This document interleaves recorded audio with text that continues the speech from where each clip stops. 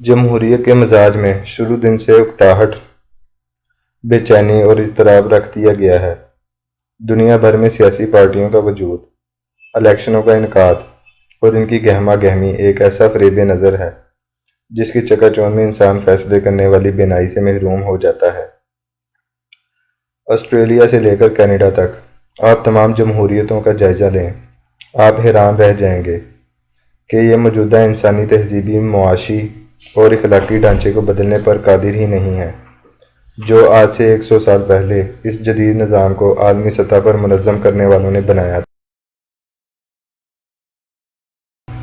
اس عالمی جمہوری سرمایہ دارانہ سودی نظام کے ممبر ممالک کی تعداد 200 کے لگ بھگ ہو چکی ہے۔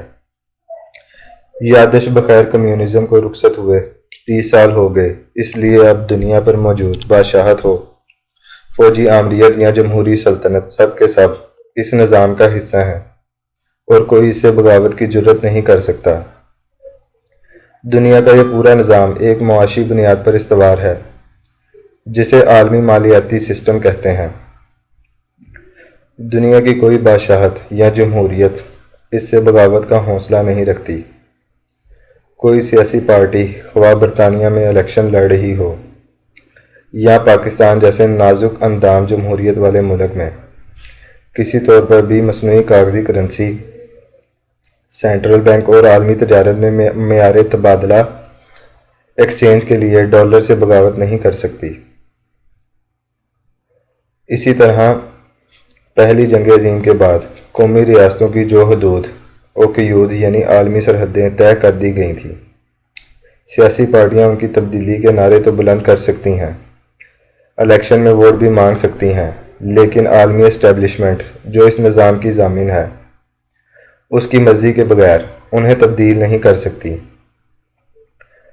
اسی طرح انسانی حقوق، آزادی اظہار، حقوق نسواں جیسے اہم موضوعات کے تحت بنائے گئے عالمی پروٹوکولز ایک وسیع دائرہ اختیار رکھتے ہیں۔ اس کے تحت بنائے گئے آئیڈیلز کے حصول کے لیے کسی بھی ملک کو مجبور کیا جا سکتا ہے اور اگر وہ ملک ایسا نہ کرے تو اس کا ناطقہ بھی بند کیا جا سکتا ہے۔ دنیا کے کسی ملک کی کوئی سیاسی پارٹی اس عالمی ڈھانچے سے باہر رہ کر کسی مختلف نظام حکومت کی تشکیل کا سوچ بھی نہیں سکتی۔ اس کی مثال اپریل 1995 سے اکتوبر 2001 تک افغانستان میں قائم ملا محمد عمر کی طالبان حکومت تھی، جس کے خاتمے کے لیے پہلے 11 ستمبر 2001 کو ورلڈ ٹریڈ سینٹر پر حملے کا تھیٹر آباد کیا گیا۔ پھر پوری دنیا اس ملک پر حملہ آور ہو گئی اور 20 سال اس کے در و بام کو خاک و خون میں نہلایا گیا۔ بدترین شکست کے بعد یہ عالمی قوتیں وہاں سے نکل تو گئیں، لیکن طالبان نے جب دنیا سے مختلف اپنے نظام کو اثر نو جاری کرنے کی کوشش کی تو آج 7 ماہ گزرنے کے باوجود ان کی حکومت تسلیم کی جا سکی ہے اور نہ ہی اسے عالمی تجارتی اور مالیاتی زندگی میں سانس لینے کی اجازت دی جا رہی ہے۔ اس عالمی جمہوری سودی اور مالیاتی نظام کے خلاف جس نے بھی بغاوت کی کوشش کی اسے نشان عبرت بنا دیا گیا۔ 1 نومبر 2000 کو صدام حسین نے اعلان کیا کہ وہ اگلے ماہ سے اپنا تیل ڈالر کی بجائے یورو میں فروخت کرے گا۔ اس کا مطلب یہ تھا کہ اس کے ملک میں ڈالر کی حکمرانی ختم ہو جائے۔ عراق پر اس وقت پہلی عراقی جنگ کے نتیجے میں عالمی پابندیاں لگی ہوئی تھیں۔ اقوام متحدہ نے تیل برائے خوراک کے پروگرام کے تحت اسے محدود اجازت بھی دے دی، لیکن اس کی اس گستاخی کی سزا 2003 میں عراق پر حملہ اور پھر صدام حسین کی پھانسی کے طور پر دی گئی۔ لیبیا کا کرنل معمر قذافی افریقی ممالک کی تنظیم افریقن یونین کا 2009 میں سربراہ بنا۔ ایک مدت سے افریقہ کے تیل برآمد کرنے والے ممالک خود کو ڈالر سے علیحدہ کر کے اپنی کرنسی بنانے کے خواب دیکھ رہے تھے۔ قذافی نے عالمی سودی نظام کے بالکل برعکس اپنے ملک کی معیشت کو پہلے ہی سے ڈھال کر دکھا دیا تھا کہ ایسا بالکل ممکن ہے۔ اس کا بہت بڑا انفراسٹرکچر کا منصوبہ انسانوں کا بنایا ہوا دریا تھا جس پر 133 ارب ڈالر خرچ ہوئے، اور اس نے یہ تمام سرمایہ لیبیا کے سینٹرل بینک سے بغیر سود کے قرضے کے طور پر فراہم کیا۔ جس نے خشک علاقوں کی تقدیر بدل کر رکھ دی۔ یہ دنیا کا واحد منصوبہ تھا جو کسی عالمی سودی قرضے کے بغیر مکمل ہوا۔ لیبیا کے پاس 143 ٹن سونے کے ذخائر تھے اور اتنی ہی مقدار میں اس کے پاس چاندی کے ذخائر بھی موجود تھے۔ اس نے افریقن یونین کے 2009 کے سربراہی اجلاس میں یہ پیشکش کی کہ اس کے سونے اور چاندی کے ذخائر سے افریقہ ایک کرنسی کا آغاز کرے اور اس مصنوعی اور جعلی کاغذی کرنسی سے نجات حاصل کرے۔ قذافی کا لیبیا عالمی مالیاتی نظام سے معاشی آزادی کی ایک مثال تھا۔ وہ خوراک، پانی، سرمایہ، تیل ویسے ہر چیز میں کسی عالمی طاقت کا محتاج نہیں تھا۔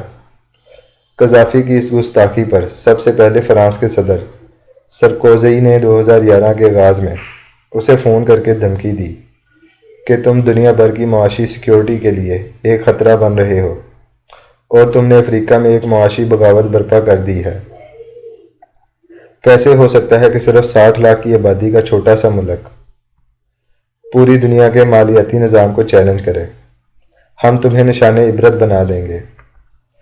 اس کے بعد جو ہوا وہ عالمی تاریخ کے بدترین اور عبرتناک ڈرامے کا خونی باب ہے۔ نیٹو کے طیاروں نے سب سے پہلے اس بڑے اریگیشن سسٹم کو بمباری کر کے تباہ کیا جو 70% عوام کے لیے خوراک اور پانی فراہم کرتا تھا۔ اس کے بعد جس طرح اپنے پالتو کرائے کے قاتلوں کو اس ملک میں گھسا کر وہاں طیاروں کے ذریعے اندھا دھند بمباری کی گئی اور پھر آخر میں قذافی کو سڑکوں پر گھسیٹ کر قتل کیا گیا، وہ غالب کے اس شعر کی تصویر تھا: گلیوں میں میری نعش کو کھینچو پھرو کہ میں جان دادا ہوئے سرے راہ گزار تھا۔ صدام اور قذافی آزاد اور خود مختار معیشتوں کے مالک تھے۔ پاکستان جیسی غلام اور مقروض معیشتوں میں تو کبھی کسی حکمران کی جنبش، ابرو اور زبان کی لغزش بھی برداشت نہیں کی جاتی۔ عالمی سودی نظام کے بھیڑیے پاکستانی بکری کو اپنے خلاف ممیانے کی بھی اجازت نہیں دیتے۔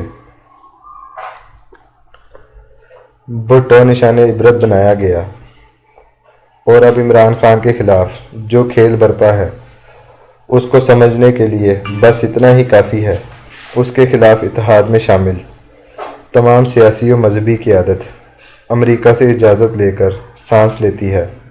ان لیڈروں نے وقت سے پہلے عمران خان کو فارغ کر کے اسے ہیرو بنانے کے عمل میں جس بے وقوفی کا ثبوت دیا ہے اور جو سیاسی خودکشی کی ہے وہ سمجھ سے بالاتر ہے۔ یہ سب کچھ اتنا اچانک کیسے ہو گیا؟ عالمی مالیاتی نظام کے باغیوں کے انجام کے تناظر میں یہ سمجھنے میں بالکل وقت نہیں کہ ان تمام لیڈروں کا ہدف کون ہے۔ کیا عمران خان بھٹو، صدام اور قذافی جیسے انجام سے بچ پائے گا؟ یہ آج کا اہم ترین سوال ہے۔